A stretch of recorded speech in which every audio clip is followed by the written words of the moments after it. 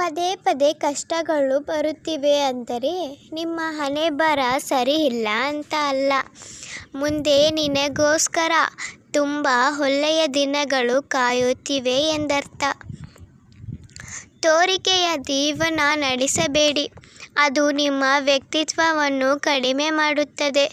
ತೋರಿಕೆ ಇಲ್ಲದೆ ಬದುಕಿದು ತೋರಿಸಿ, ಜಗತ್ತೇ ನಿಮ್ಮ ವ್ಯಕ್ತಿತ್ವವನ್ನು ಕೈ ಎತ್ತಿ ಹಿಡಿಯುತ್ತದೆ. ಯಾರ ಮನಸ್ಸಿನಲ್ಲಿ ನಾನು ಸರಿ ಅನ್ನುವುದು ಇರುತ್ತದೆಯೋ ಆತನಿಗೆ ತನ್ನ ತಪ್ಪಿನ ಅರಿವು ಎಂದಿಗೂ ಆಗುವುದಿಲ್ಲ. ಸ್ವರ್ಗದಲ್ಲಿ ಎಲ್ಲವೂ ಇದೆ, ಆದರೆ ಸಾವಿಲ್ಲ. ಭಗವದ್ಗೀತೆಯಲ್ಲಿ ಎಲ್ಲವೂ ಇದೆ, ಆದರೆ ಸುಳ್ಳಿಲ್ಲ.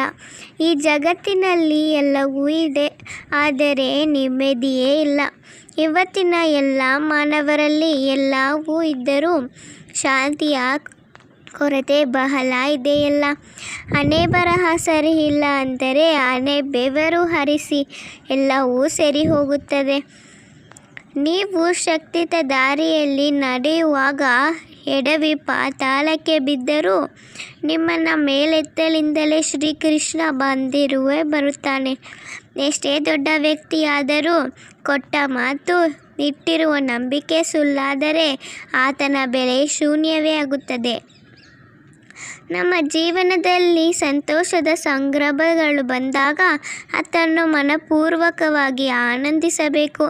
ಹಾಗೆಯೇ ಕಷ್ಟದ ಸಂದರ್ಭಗಳು ಬಂದಾಗ ಸಮಚಿತ್ತರಾಗಿ ದುಃಖವನ್ನು ಸಹಿಸಿಕೊಳ್ಳಬೇಕು. ಸುಖ ದುಃಖಗಳು ತಿರುಗುತ್ತಿರುವ ಚಕ್ರದಂತೆ, ಒಂದಾದ ಮೇಲೆ ಒಂದಂತೆ ಬರುತ್ತವೆ ಮತ್ತೆ ಆವಾಗವೇ ಹೋಗುತ್ತವೆ. ಜೀವನವನ್ನು ಬದುಕುವುದು ಮುಖ್ಯವಲ್ಲ, ಹೇಗೆ ಬದುಕುವುದು ಎಂದೇ ಮುಖ್ಯ. ಕೈ ಬೆರಳ ಹಿಡಿದು 5 ಬುದ್ಧಿ ಕಲಿಸುವ ಗುರುಗಳಿಗೆ ಬಂಧಿಸಿ ಬದುಕಬೇಕು. ಎಷ್ಟೇ ದೊಡ್ಡ ವ್ಯಕ್ತಿಯಾದರೂ ಕೊಟ್ಟ ಮಾತು, ಇಟ್ಟಿರುವ ನಂಬಿಕೆ ಸುಳ್ಳಾದರೆ ಆತನ ಬೆಲೆ ಶೂನ್ಯವೇ. ಶತ್ರುಗಳಿಲ್ಲ ಎಂದು ಭಾವಿಸಿರುವೆಯಾ? ನಿಜವನ್ನು ನುಡಿಯೋ ತಪ್ಪನ್ನು ಪ್ರಶ್ನಿಸುವುದನ್ನು ಶುರು ಮಾಡಿ ನೋಡು. ತಾನಾಗಿಯೇ ಒಬ್ಬೊಬ್ಬರಾಗಿ ಹುಟ್ಟಿಕೊಳ್ಳುತ್ತಾರೆ. ನಮ್ಮ ಬದುಕನ್ನು ಮಹಾಭಾರತಕ್ಕೆ ಹೋಲಿಕೆ ಮಾಡಿಕೊಂಡರೆ ಪಾತ್ರಗಳೆಲ್ಲವೂ ಬೇಗನೆ ಗುರುತಿಸಬಹುದು. ಶಕುನಿಯೊಬ್ಬರನ್ನು ಹೊರತುಪಡಿಸಿ ಹಣವಿದ್ದರೆ ಅಪರಿಚಿತರು ಕೂಡ ಸಂಬಂಧಿಕರು, ಹಣವಿಲ್ಲದಿದ್ದರೆ ಸಂಬಂಧಿಕರು ಕೂಡ ಅಪರಿಚಿತರೇ. ಸ್ವಭಾವ ಎನ್ನುವ ಮುಖವಾಡ ಧರಿಸಿ 100 ಜನರನ್ನು ಸುಧಾರಿಸುವುದಕ್ಕಿಂತ ಸ್ವಂತಿಕೆಯಿಂದ ನೇರ ನುಡಿಯಿಂದ 3 ಜನರನ್ನು ಸಂಪಾದಿಸುವುದು ಉತ್ತಮ.